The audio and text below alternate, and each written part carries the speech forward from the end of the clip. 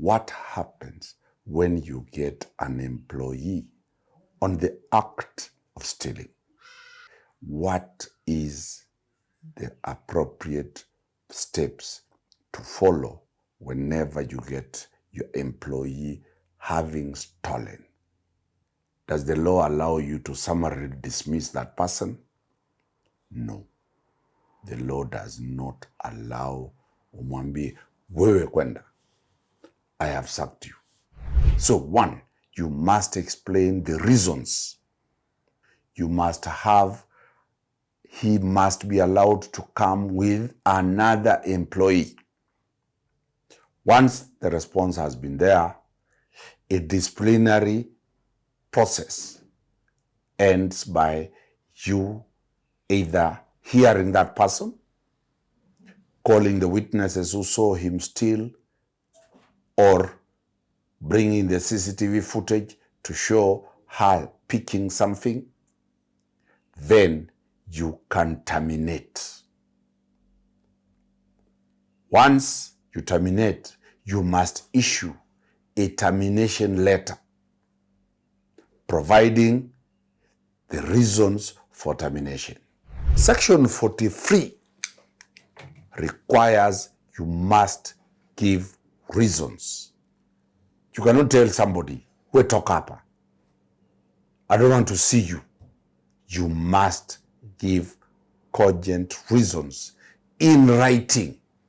Many people think that because they have explained the reasons in verbally, that is enough. Section 43 demands you do that in writing. Welcome to Court Helicopter Explainer, where we are dealing with an issue of employer and employee. Are you yourself an employer? So the question today we are dealing with, what happens if you get your employee having stolen something? What happens when you get an employee on the act of stealing? You have a small hotel, the employee steals unga or the employee steals ugali. You run a school, you get an employee as a stolen githeri for the students. What is the appropriate steps to follow whenever you get your employee having stolen?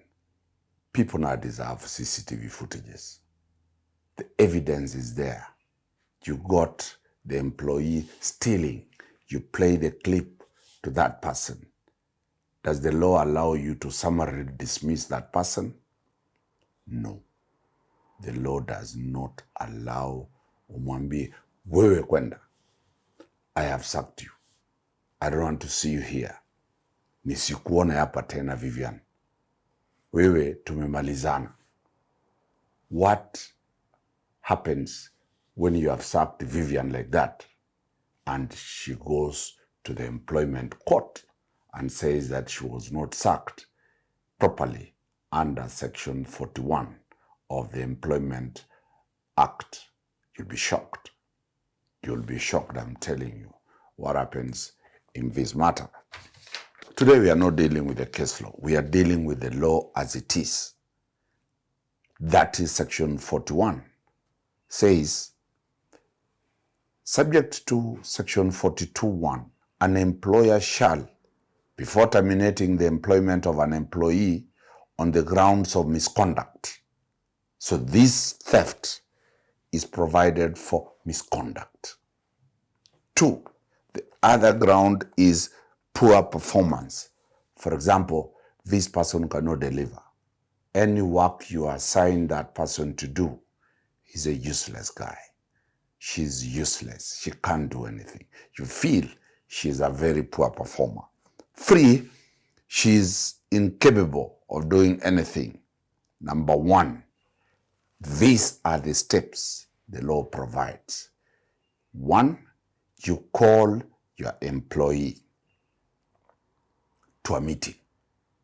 Whether you are annoyed, whether you are agitated, whether you feel like killing that person, you must call that employee to a meeting and explain in a language the employee understands the reasons for which the employer is considering termination.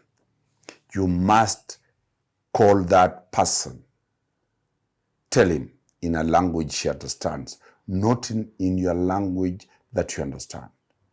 If she is not understanding Kiswahili and she is not understanding English, you must get a translator if you do not understand his or her mother tongue.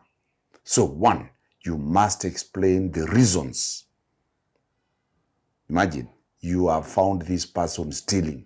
The law says you must call that person for a meeting, explain in a language the thief understands the reasons why you want to terminate that person.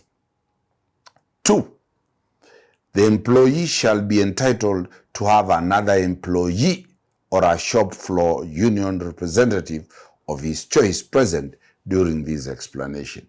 You are not going to call him or her alone. You must have, he must be allowed to come with another employee. So if Kotelcopter is sacking Vivian, Vivian will be allowed to come with Cyrus or Bramwell in that meeting. This is to have what is called evidence that she, Vivian, was told the reasons for termination. It is mandatory. You must allow that employee, the thief, in quotes, to be accompanied by a colleague. 3, the employer shall, before terminating the employment of an employee or summary dismissing an employee under Section 43, or hear and consider any representation which the employee may, on the grounds of misconduct or a poor performance, or the person, if any, chosen by the employee within that section. So the employer will issue a notice to show cause. A notice to show cause can be in writing or can be formal. You allege the reasons why you think the employer needs to sack this person. You give that person a notice to show cause. In the notice to show cause, you must give the allegations against the employee. Failure to give a notice to show cause, my friend, you just decide to sack that person. We'll talk to you what the law says, how the punishment you are going to get as an employer. Once the notice to show cause has been given, it must have a reasonable time for that person, the thief, to respond. Once the thief has been given notices between 7 days and 10 days, the employee will respond in writing or will respond orally. Once the response has been there, a disciplinary process ends by you either hearing that person, calling the witnesses who saw him steal, or bringing the CCTV footage to show her picking something. Then you can terminate.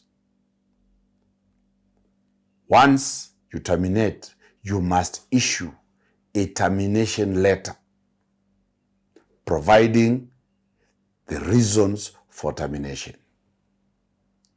Once you terminate, you will have to give all the requirements under the Employment Act. For if she had worked, the days worked for, she must be paid. You must give a certificate to show that she was your employee and clear all the outstanding deductions that you are deducted and you have to remit to her. What do people do? Most people get these people and sack them without following that procedure. Then they go to to the Employment and Labor Court for what is called unfair termination. The courts are very, very hard on that procedure. We know your employees are thieves. We know your employees are good.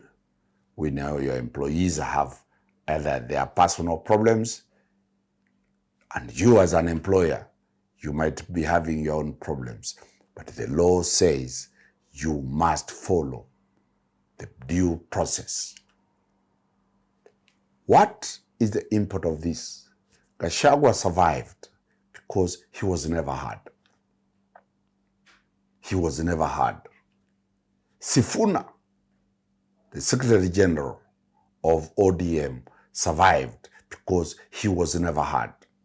Notices were not served, timelines were not given, and reasons for termination were never issued to Sifuna. In Section 43, you must provide the reasons for termination. This is very, very fundamental. In any claim arising out of termination or of a contract, the employer shall be required to prove the reasons or reasons for termination. And where the employer fails to do so, the termination shall be deemed to have been unfair within the meaning of Section 45. The reasons or reasons for termination of a contract are the matters that the employer at the time of termination of the contract genuinely believed to exist and which caused the employer to terminate the services of the employer. Section 43 requires you must give reasons. You cannot tell somebody, we talk up, I don't want to see you. You must give cogent reasons in writing. Many people think that because they have explained the reasons in verbally, that is enough. Section 43 demands you do that in writing. Okili, Dan Sanomari, always a pleasure having you every weekend